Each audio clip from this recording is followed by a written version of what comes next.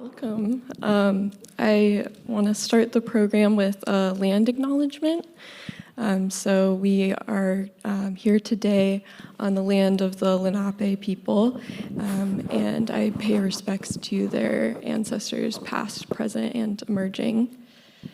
I am Emmy Monaghan. I am the Assistant Registrar at the Kluge-Ruhe Aboriginal Art Collection of the University of Virginia, and I am also a PhD student studying art history at UVA as well.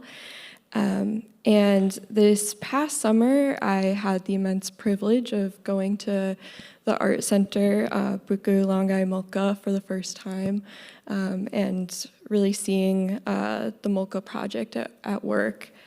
And I also had the opportunity to spend time with our two panelists as they're here for the Maɗayin exhibition as the Yolŋu delegation. So I'd like to introduce our two panelists today. First, we have Dhukumul Waṉambi. She is a filmmaker and artist. She is the daughter of Mr. Waṉambi, who is the senior curator for Maɗayin, and he was also a very important cultural leader. Dhukumul has traveled to the United States for the Maɗayin openings in Charlottesville and now in New York. And she's carrying on the powerful cultural diplomacy of her father. And then here at the end, we have Milminyina Dhamarrandji. She is an artist at Buku-Larrnggay Mulka and was also part of the Yolŋu delegation that came in to the Maɗayin opening in DC. And now we have her here in New York with us. So thank you so much for joining us.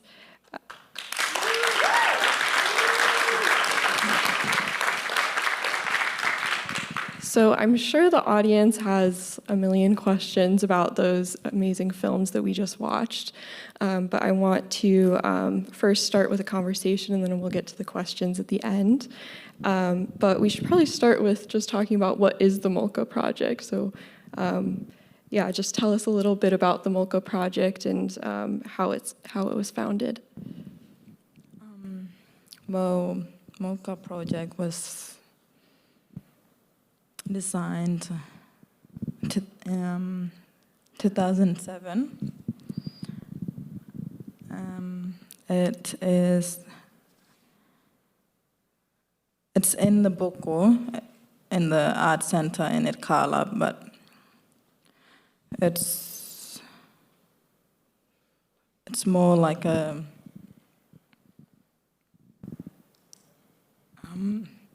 media thing, so it's more like filming, recording, and it has the films and the recordings from when Donald Thompson went. So, and it is kept in the archive. Yeah, so there's two different parts of the Mulka Project. So you talked about the archive, right? So that has all of these photographs and recordings, but then there's also the new work that's coming out of the Mulka Project. Yeah. Yeah, and that's kind of what you're working on, right? So what do you do at the Mulka Project, Dhukumul? I film ceremonies that happens in the community and in the homeland. I also do animations there with my fathers and my aunties' design that they painted on the barks and the poles. But so now I renewed that sacred design and made it into an animation using Photoshop and After Effects. Yeah, so you had that beautiful piece that I got to see in Darwin. Dhukumul made this piece called Gurkawoi, and it was a finalist for the Multimedia Award at the National Aboriginal and Torres Strait Islander Art Awards. Could you tell us a little bit about that piece? So it was in July something. So I made a art piece. So that art piece had a shot of the drone from my country called Kluge-Ruhe. And that shot was when my father went there, the drone shot. So I added the design, the art design that I did using Photoshop and made it together. So yeah, and it was to, like, in the Yolŋu culture, whenever our family passes away,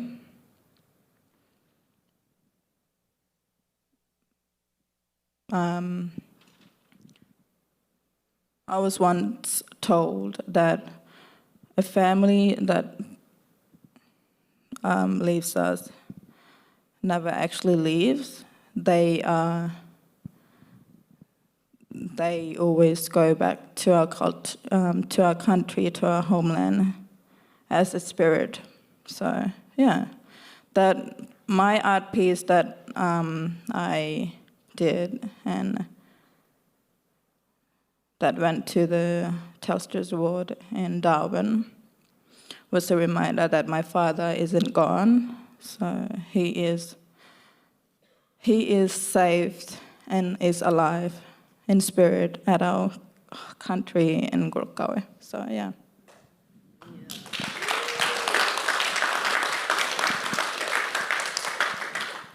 Thank you so much for that.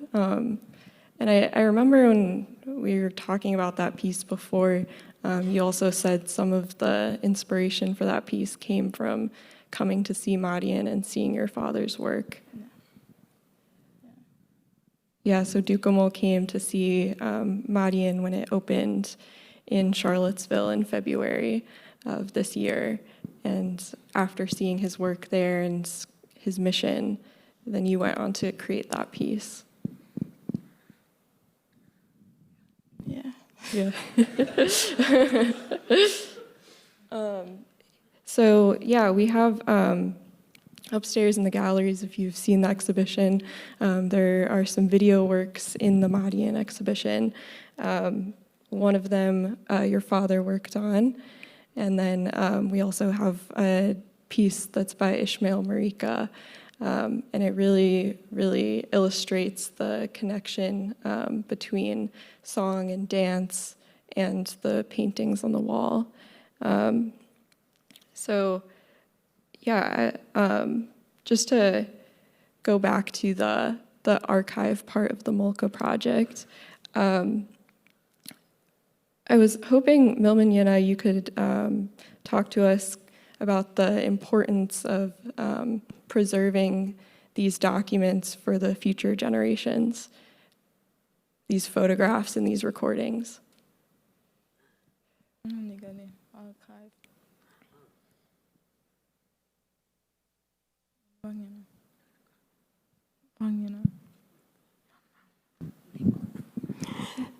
What I like best about Mulka is it has a lot of Yolŋu history there. From when, like for Waterman's tapes that he recorded, our families back in 1952, yeah. And like Mulka has kept it. So when families want to listen to our old people, like we just go there to Mulka, give them a USB, and then record it. They do it for us. Also, for memorial memorial when a person passes away. Mulka does that. They send their workers out and they do it in the community, take photographs of it, and also the other thing that they do is record the, like the one that we did, I saw just before, the initiation ceremony, the funeral ceremony, and the other one is the football, local football that people play the football. Yeah. So, so you can look back and see our families, like when some families have gone, left us, some left us while they were still young, and some left us like they're old. And that's also, it's like a memory for us to look back to. Yeah, when I got to see the Mulka Project, I was struck by, there's artists working there and making new stuff from all the documents, and then there's also people watching the footage, and then there's an auditorium where you can watch all of these old videos. So it's really a place where people can come and access it. It's for the community. And why was the Mulka Project founded? What was the mission of it?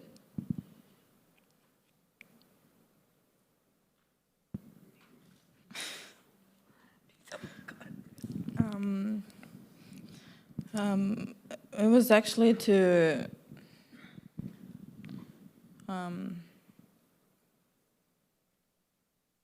so it was actually for the community. So our culture doesn't get lost.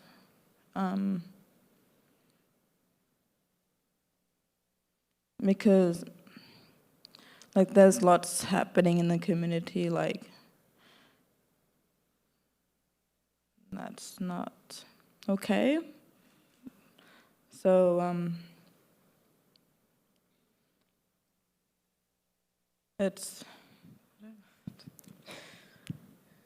to keep the films of our old people, so the younger generations can have a look. Preserving it for the future generations, and also just having a central place within the community to be able to access these documents and then use them for future artwork as well. So now that you've both seen Maɗayin in different venues, and you've seen the videos along with the bark paintings, why was it important to have videos in the exhibition along with the bark paintings?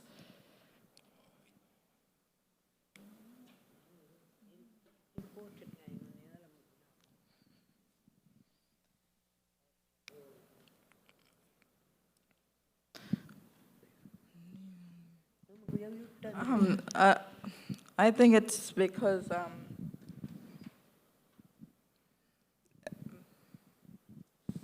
like with the artwork being shown, maybe it was a good idea to show the video of what happens in the community to show. Because you can see the Maɗayin in the bark paintings, but then there's also the Maɗayin in the songs and the dance as well, right? Yeah. And the music, Yeah. It's all connected. They're all telling the same stories, but in different ways. Yeah. Something that the Mulka Project does is they house a lot of recordings. And Milminyina, I wanted to ask you about the non-sacred mother songs for children that they store. Could you tell us a little bit about those? Mother song.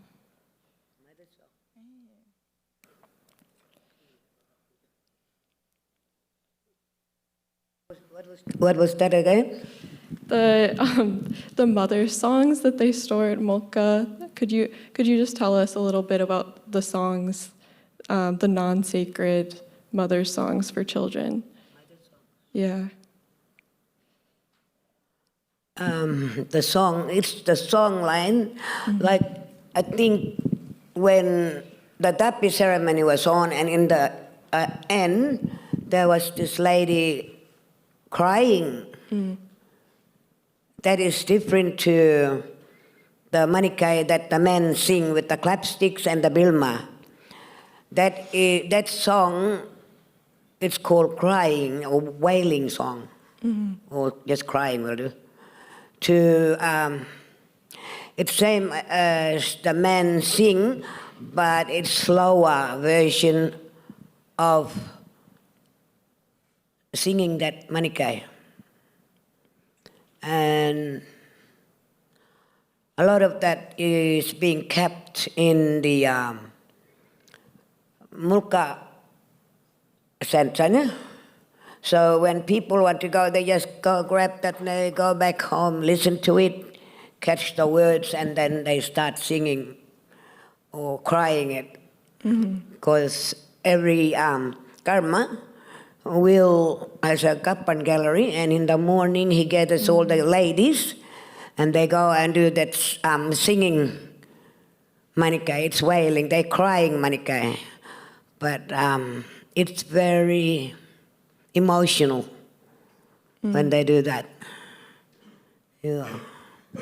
Yeah, and that also has the Maḍayin, right? The sacred. Yeah. So there's two songs that, like women do another one, the crying one, and the men do the clapstick and the iraki one.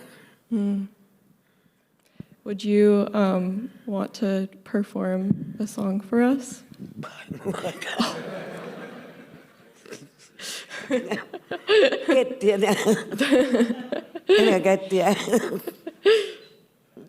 Well, that's okay. We can open it up to questions from the audience if you have any specific questions about the films. Yeah. What inspired you to develop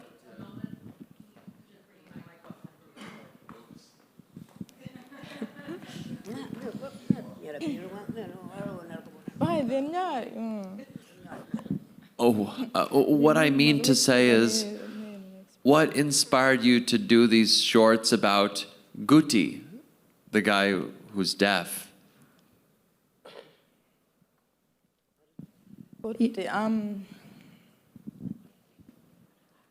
Maybe because it doesn't matter if you have a disability, there is still a way to communicate. And like, we have our own sign languages in Kala, Yolŋu sign language. And so he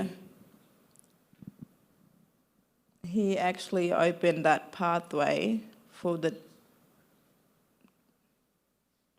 people like Guti in our community to not feel ashamed and follow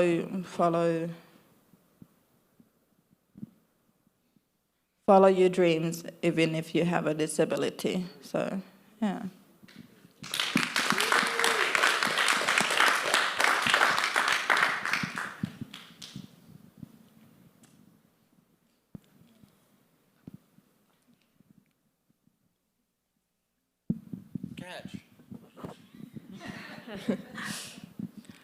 Hello. Do you have ceremonies for girls or women? Can you? Do you have ceremonies for girls or women? Ceremonies for girls or women? No. There's also a woman healing. Women's healing, when a woman has a child, a baby, the women go somewhere else and they do that healing ceremony for the child and the mother. It's a smoking ceremony, but it's different to the one that is done by leaves. There's two kinds. One is using the leaves, and this other one is just for women. Yeah, that's the only one that we. And it's to heal the mother's body. The mother sits on top of the heated rock with the leaves on it, reeds, yeah? And paper bag. The woman sits on it, baby is put on the top like that, and the smoke comes up. And the mother sits on it. It's to make that mother have more milk. That's what they think. And we were Olden time. when Eleanor and Emmy went to Garma Festival.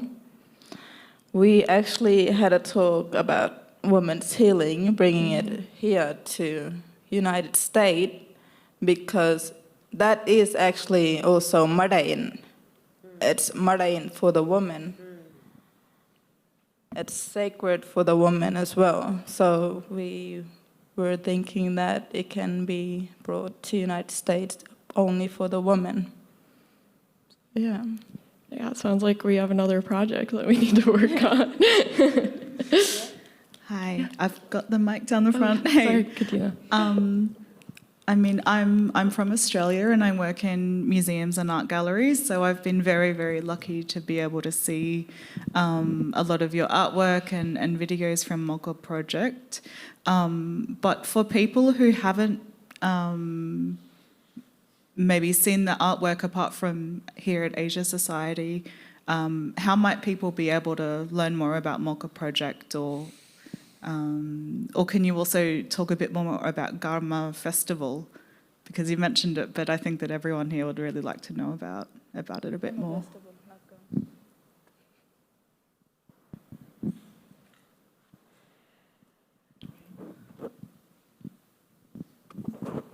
Which one? The Mulka Project or the Yeah, Garma?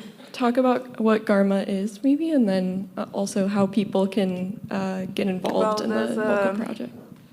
Website for Mulka. You can search it up. And yeah, there's a website, and also there's a tourism that happens in the community. So if you want to have a look at Mulka, go through the tourism site and ask them.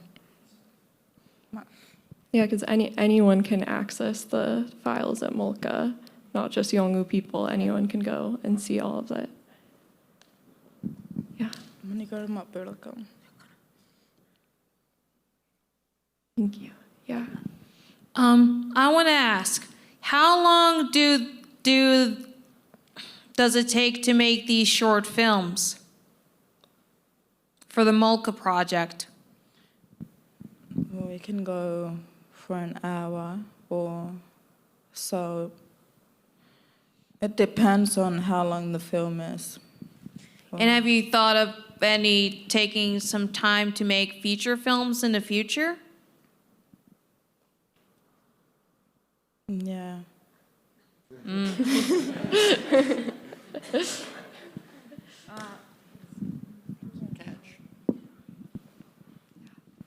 I think we can take one more question.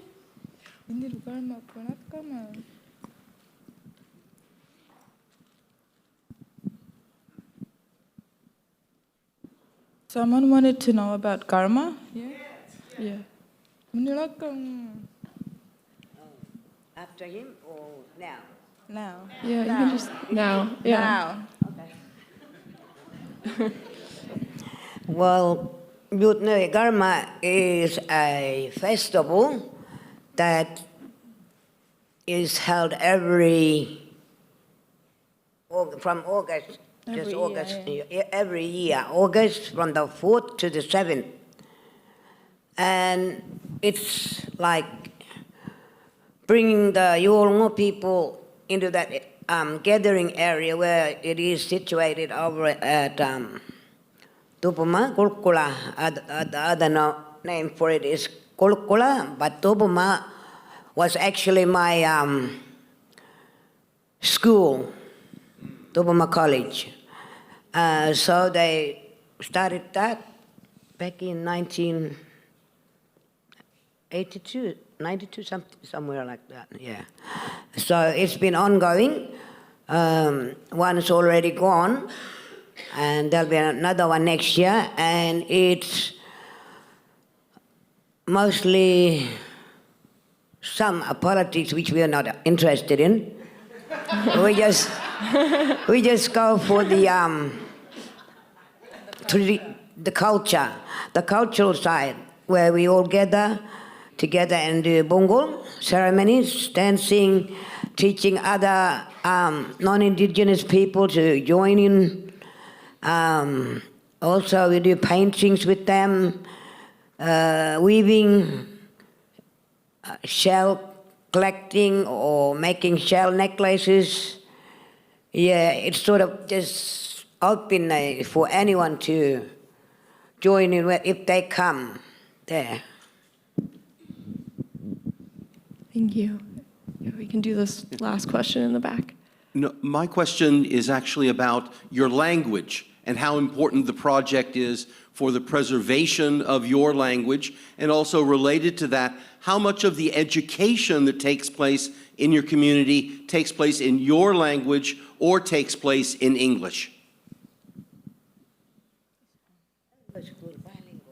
Well, our school is bilingual.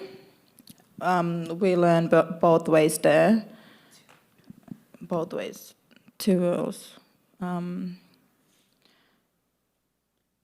Yeah, our principal was not ours, but my father's principal when he was in school was a Yutu India singer, Mr. or Dr. Yunipingu, and he and the other elders fight for our school to be bilingual, so the Yolŋu would learn both languages, Yolŋu and English. So anyway. Yeah.